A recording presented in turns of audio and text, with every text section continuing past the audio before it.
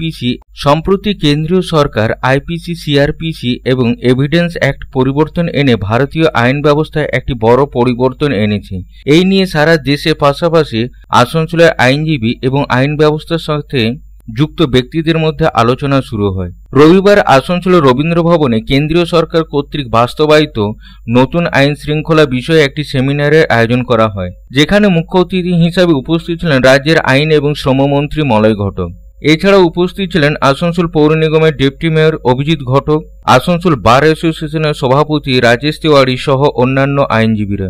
আইনমন্ত্রী মলয় ঘটক বলেন যে কেন্দ্রীয় সরকার আইপিসি, সিআরপিসি পরিবর্তন করার কথা বলছে এবং এভিডেন্স অ্যাক্ট কিন্তু পরিবর্তন করার পর যে নতুন আইন করা হয়েছে তা আগের আইন থেকে মাত্র 5% আলাদা বলে তিনি দাবি করেন। তিনি বলেন কেন্দ্রীয় আইনমন্ত্রী দ্বারা সংসদে এটি প্রত্যাহার করা হয়েছিল। এই পরিবর্তনের জন্য সমস্ত স্টেক হোল্ডারের সাথে কথা বলে এই ধরনের আইনগত পরিবর্তনের ক্ষেত্রে সবচেয়ে বড় স্টেক হোল্ডারে হচ্ছে আইন কমিশন। যখনই এই ধরনের কোনো পরিবর্তন আনে তখনই আইন কমিশনের পক্ষ থেকে এই কাজটি করা হয়েছে বলে তিনি পরামর্শ দিয়েছেন। 7 জন নতুন আইন ব্যবস্থায় শুধু একজন প্র্যাকটিসিং আইনজীবী এবং বাকিরা অধ্যাপক বলে মন্ত্রী বিস্ময় প্রকাশ করেন। ভারতের আইনে এত বড় পরিবর্তনের সুপারিশ করেছেন একজন অধ্যাপক এবং একজন কেন্দ্রীয় সরকারের তরফে বলা হয়।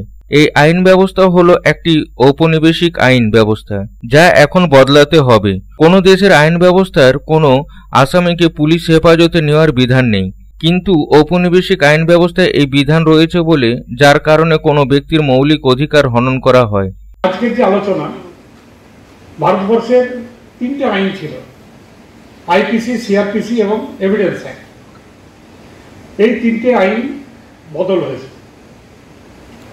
বদল হয়েছে বললে ভুল হবে, কারণ যদি আপনারা দেখেন তাহলে দেখবেন আগের যে আইনগুলো তার 5%-এরও কম বদল হয়েছে।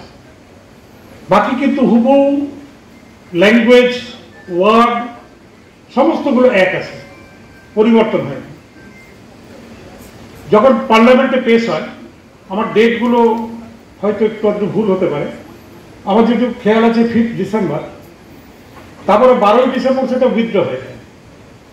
উইথড্র হয় কেন না, আরো স্টেক হোল্ডারদের সাথে কথা বলে এই আইনটা পেশ করা হয় বা পাস করানো হবে এই বলে। এবারে একটা আইন যদি তৈরি হয় তার স্টেক হোল্ডার কারা? তার স্টেক হোল্ডার হচ্ছে law commission. Law commission of India আজ পর্যন্ত আমাদের দেশের যত আইন হয়েছে বা যত অ্যামেন্ডমেন্ট হয়েছে তার সাজেশনগুলো কিন্তু ল কমিশন দিয়েছে। কিন্তু এই প্রথমবার ল কমিশনকে অ্যাভয়েড করে এই আইনগুলো লেখা হয়েছে বা তৈরি হয়েছে। এবং এই আইনগুলো যারা লিখেছেন 7 জন 8 জন, নামগুলো আমার কাছে নেই, আমি আসানসোলে প্রোগ্রাম করতে করতে ঢুকে গেলাম, কাগজটা আমার কাছে আছে কিন্তু নিয়ে আসিনি, থাকলে আমি বলে দিতাম। শেষ পর্যায়ে বলবো না, অনেকটাই এগিয়ে গিয়েছি। এখন আনুষ্ঠানিক উদ্বোধন করছেন মাননীয় আইনমন্ত্রীর সঙ্গে সমবেত সমস্ত অতিথিবৃন্দ, যারা আমন্ত্রিত অতিথি। আসানসোল থেকে সন্তোষ মন্ডলের রিপোর্ট, পাবলিক। छोटे, तेरी पहली मोटरसाइकिल कैसी होगी? मुझे तो ऐसी चाहिए जो ज्यादा चले और लंबी टिके। तो तैयार हो जा छोटे।